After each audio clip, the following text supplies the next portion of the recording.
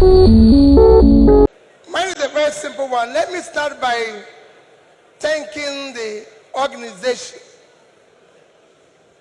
for inviting me. As you know, I'm one of those strongest beneficiaries of the judiciary. For my strong legal team, for the work of my small legal team led by Dr. Onyechi Bazu, SAN, and led OJ Nadi, SAN, I wouldn't be standing here. You know that from my election petition to my impeachment to my tenure interpretation. And again, whenever people talk about corruption in the legal or in the judiciary, and one who takes exception, in all this journey, I did not give anybody 1 naira.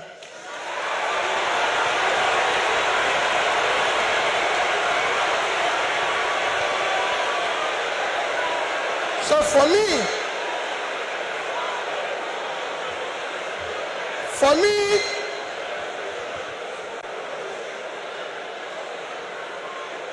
I remain eternally grateful to you for what you did for me to be here and everything. Our topic today is democratic transition in the 21st century Nigeria, 2023 and beyond. I think it's for great people like you or people like Chimamanda I invited, but for me as a trader, I'll try to contribute in my own little way, the way I think we should go.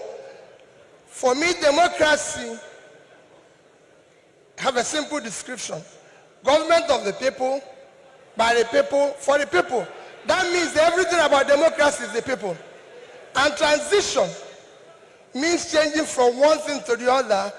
And for me, Nigeria needs urgent transition from being a highly insecure country to a secure country, from a disunited country to a united country, from corruption to a transparent country, from a country of lawlessness to a country of law and order. But in all this, it is important that we look at where we are today for people to understand the gravity of the journey we are going to take if we are going to transit. Where are we today? Nigeria have qualified to be a failed state.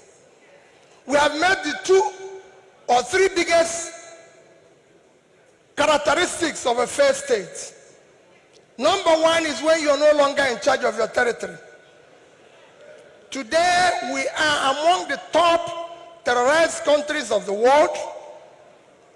We are among the top kidnapping countries of the world.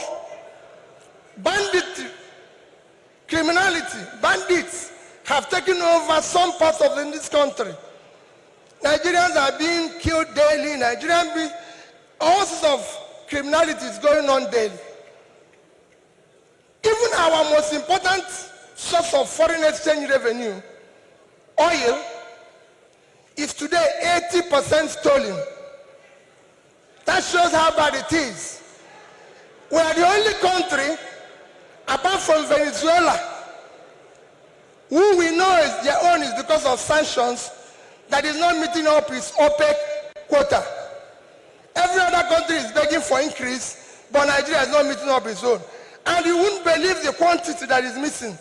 In July alone, our total average, our quota is 1.8 million. In July, our total average was 1,083,000 barrels a day. That means that in July, we lost 707,000 barrels per day. If you multiply that by 31 days, it will give you 22,227,000 barrels of oil that we lost. This is a country that needs dollar.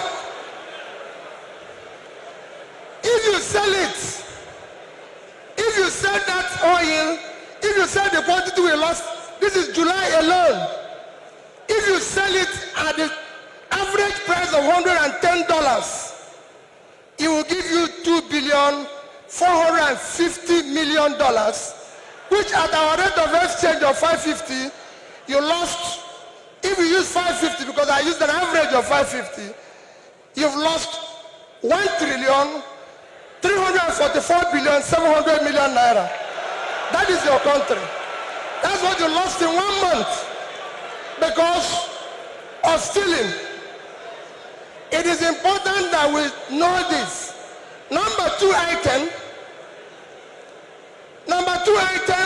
to show that we are failed state is that you are no longer in control of your economy. Your economy today, we have an economy where we have over 100 million people living in poverty. Your unemployment is one of the worst in the world because you have a combined unemployment of 50%, unemployment and unemployment. Out of 200 million Nigerians, 60% is supposed to be working. So you're supposed to have 120 million Nigerians working, but today Nigerians that are working are under 50 million. So 70-something million of Nigerians are not working, they are not productive. When you compare this to your productivity, you will see how low it is. But what is even worse, we're in a physical mess, total physical mess. Because of all this, between January this year and April, the total revenue of federal government of Nigeria is 1,630,000,000,000 naira. Their expenditure is 4,720,000,000,000. If you minus this, we have a deficit of 3,100,000,000,000. That shows almost 20% to almost 200% is the deficit.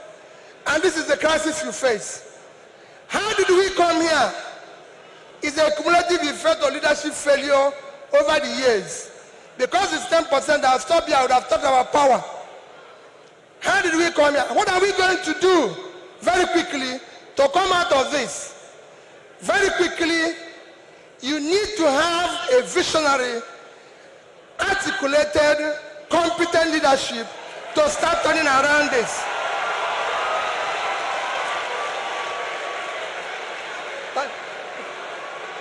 So next year, the time is up, I'll take it there.